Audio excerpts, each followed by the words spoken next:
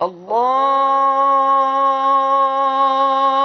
اکبر اللہ اکبر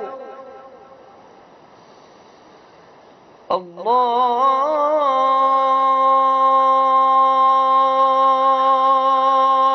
اکبر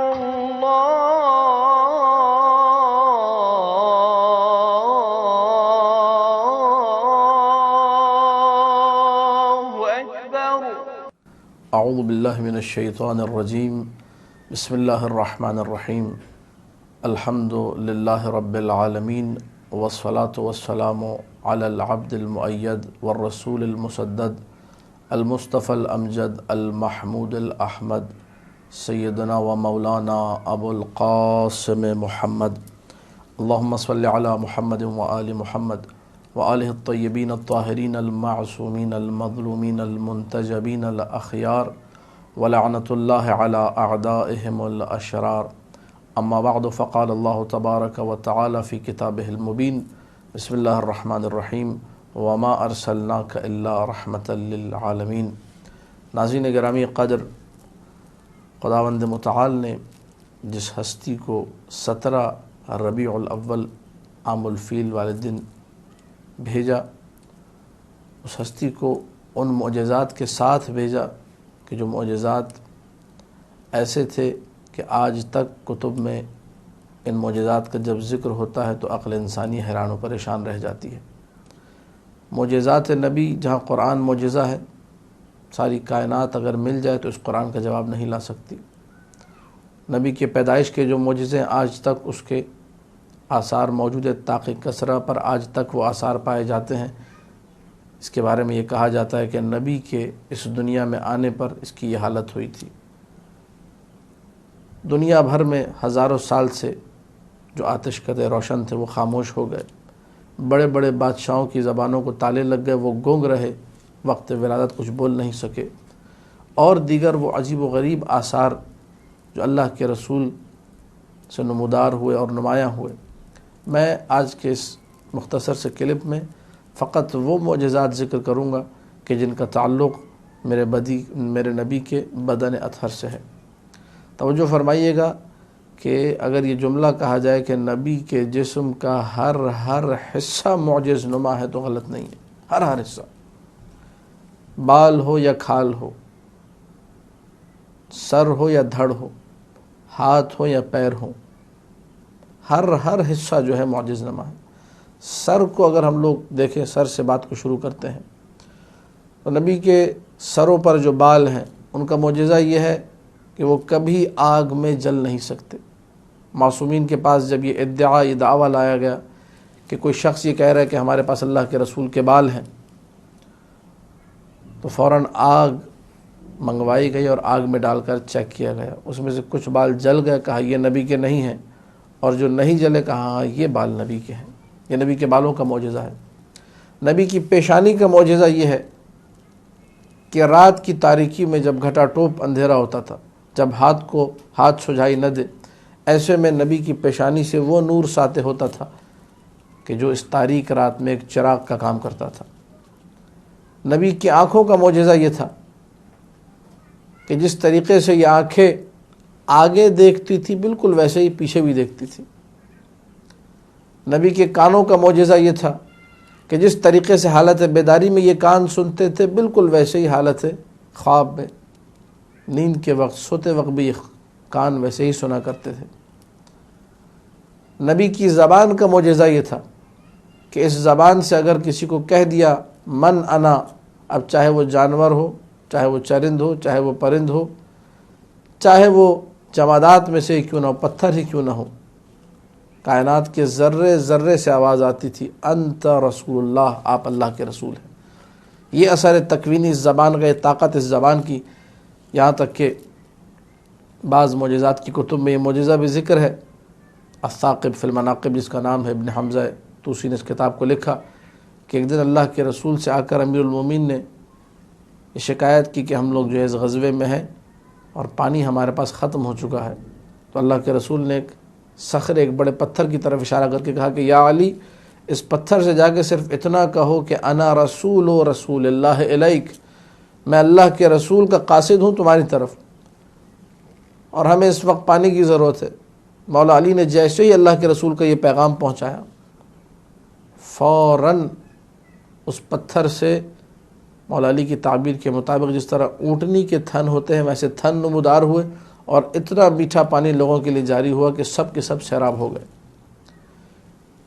نبی کی زبان کے گرد جو رطوبت ہے، اس کو لعاب دہن کہا جاتا ہے، اس کا معجزہ یہ ہے کہ مولا متقیان کی آنکھوں میں جب آشوب چشم ہوا، مولا متقیان کی آنکھیں جب اس مرض میں مبتلا ہوئی، اس بیماری میں، تو اللہ کے رسول کے لعاب دہن سے امیر المومنین کی آنکھیں بھی ٹھیک ہو گئیں۔ ہاتھوں کا معجزہ اگر دیکھنا ہے تو جس مرض پر یہ ہاتھ پڑ جائے اس کو ہمیشہ کے لیے شفا مل جاتی ہے۔ جنگ احد کا واقعہ ہے کہ ایک صحابی کی جو ہے آنکھ زخمی ہو گئی، اور زخمی اس طریقے سے ہوئی کہ آنکھ اندر سے باہر آ گئی، تو اپنی آنکھ کو ہاتھ میں لیے آیا، یا رسول اللہ میری زوجہ مجھ سے نفرت کرنے لگی ہے اور مجھے اس حالت میں قبول نہیں کرتی۔ تو اللہ کے رسول نے اپنے ہاتھ سے اس آنکھ کو لیا اور ویسے ہی واپس لگا دیا۔ یہ آنکھ جب دوبارہ دست نبی پر آنے کے بعد اپنے مقام پر گئی ہے تو اتنی حسین ہو گئی، اتنی خوبصورت ہو گئی کہ لوگ اس کی آنکھ کو دیکھنے کے لیے مختلف مقامات سے آیا کرتے تھے۔ ایک آنکھ اس کی عادی تھی جیسے پہلے تھی، لیکن یہ آنکھ جس پر نبی کا ہاتھ پڑا تھا یہ اتنی حسین، اتنی خوبصورت، اتنی پیاری ہو چکی تھی کہ لوگ دیکھنے آیا کرتے تھے۔ اس کا حسن، اس کی ضیاء، اس کی چمک، اس کی دمک دیکھنے والی تھی۔ امیر المومنین کو جب 80 یا 81 کے قریب زخم آئے جنگ احد میں، اور ان زخموں کے بارے میں ارشاد میں شیخ مفید نے لکھا، علامہ مجلسی نے بہار میں لکھا کہ زخم ایسے تھے کہ ایک زخم کو بند کرنے لگو دوسرا زخم کھل جاتا تھا، دوسرے کو بند کرو پہلے والا کھلتا تھا، تیسرا والا کھل جاتا تھا۔ گہرے زخم اور بڑے زخم۔ تو اللہ کے رسول نے ان ڈھیر سارے زخموں پر فقط اپنا ہاتھ رکھا تھا، تو پھر ان زخموں کا عطا پتہ نہیں تھا کہ وہ زخم کہاں گئے۔ یہ نبی کے ہاتھ کے کمالات تھے۔ جابر ابن عبداللہ انصاری نے آ کر شکایت کی کہ یا رسول اللہ، ہمارے علاقے میں جو کنواں تھا پانی کا، جس سے پورا قبیلہ ہمارا پورا علاقہ پانی پیا کرتا تھا، میٹھا پانی خشک ہو چکا ہے، ہمارے پاس پینے کو پانی نہیں۔ تو اللہ کے رسول نے تھوڑا سا پانی منگوایا اور اس میں اپنے قدمہائے مبارک کو دھویا، اور وہ تشت جس میں رسول کے پاؤں سے نکلا ہوا پانی، جس کو ہم لوگ دھوان اردو میں کہتے ہیں، اس دھوان، اس غسالے کو کہا کہ جا کے اس کنویں میں ڈال دو۔ یہ نبی کے قدموں کا کمال ہے۔ تو فوراً جس کنویں میں پانی ڈالا گیا جو کہ نبی کے قدموں سے مسح کر آیا تھا، اس سے پانی ابلنے لگا اور میٹھا پانی ابلنے لگا۔ یہی قدم جب قبیلہ بنی سعد کی سرزمین پر پڑے تھے تو ہر جگہ ہری بھری ہو گئی تھی۔ یہ نبی کے جسم کے میں نے مختصر آپ کے سامنے کمالات و معجزات ذکر کیے۔ کلی طور پہ اگر بدن کو دیکھا جائے تو چونکہ یہ بدن نورانی بدن ہے، یہ بدن اللہ کا نور ہے، لہذا اس کا سایہ نہیں ہے۔ نبی کے بدن پہ اگر آفتاب کی تمازت میں بھی اس کو کھڑا کر دیا جائے، نہ ادھر نہ ادھر، نہ دائیں نہ بائیں، کہیں سایہ نظر نہیں آتا۔ نبی کے بدن کا کمال ہے۔ اگر نبی کا بدن سفر کر رہا ہے تو مسلسل سر کے اوپر ایک بادل کا سایہ رہا کرتا تھا جو نبی کو آفتاب کی تمازت سے بچائے۔ نبی کا اپنا کوئی سایہ نہیں، لیکن نبی کو ایک لمحے کے لیے اذیت نہ ہو، نبی کے بدن پر مسلسل سایہ رہا کرتا تھا، بادلوں کا سایہ۔ دوسری طرف نبی کے بدن مبارک پر کسی مکھی کو بیٹھنے کی اجازت نہ تھی، کبھی زندگی بھر مکھی آپ کے بدن مبارک پر نہ بیٹھی۔ قاضی عیاض نے الشفا فی حقوق المصطفیٰ میں لکھا ہے، خصائص کبریٰ میں جلال الدین سیوطی نے لکھا ہے، ہمارے علماء نے اپنی دیگر مناقب کی کتابوں میں لکھا ہے کہ یہ نبی اکرم کے بدن کے معجزات تھے۔ اس کا بدن ایسا ہو، اس کی روح کیسی ہوگی، اس پہ توجہ کرنے کی ضرورت ہے۔ اگرچہ ہم سب کے ادراک سے باہر ہے، لیکن اس کی روح اتنی لطافت رکھتی ہے، اس کی روح اتنا کمال رکھتی ہے کہ آج تک ہمارے لیے، ہم لوگ بدن سے محروم ہوئے لیکن اس کے روح کا جو فیضان ہے وہ آج تک جاری ہے۔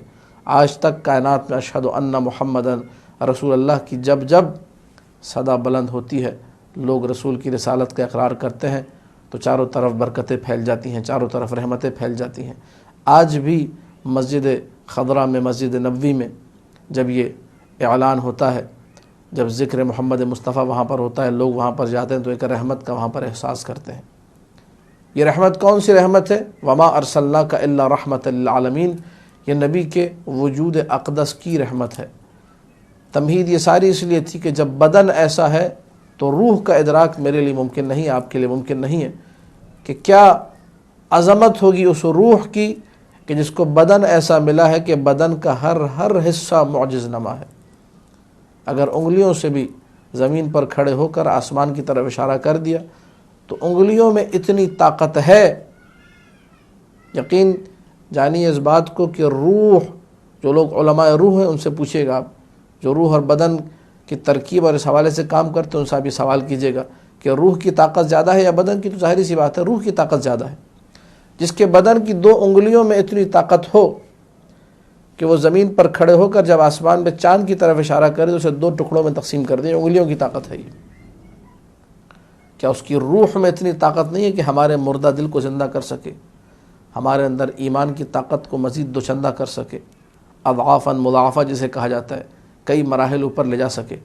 آج بھی اگر محمد مصطفیٰ صلی اللہ علیہ وآلہ وسلم کا واسطہ دے کر اپنی معرفت کے اضافے کے لیے دعا کریں، اپنے مسائل کے حل کے لیے دعا کریں، اللہم انی اسألک بحق نبیک محمد المصطفیٰ کہہ کر دعا کریں، یقین جانیے عقیدہ اگر آپ کا درست ہو، عقیدے میں اگر پختگی ہو، ایمان اگر آپ کا تازہ ہو تو ساری کی ساری مشکلات نام محمد مصطفیٰ کے ذریعے سے حل ہو جائیں گی۔ اور ہمارے پاس معجزات کی کتابوں میں یہ ساری کی ساری باتیں موجود ہیں کہ لوگوں نے آ کر شکایتیں کی، اپنے مسائل کے حل کے لیے کہا کہ یا رسول اللہ مسئلہ حل کر دیجئے۔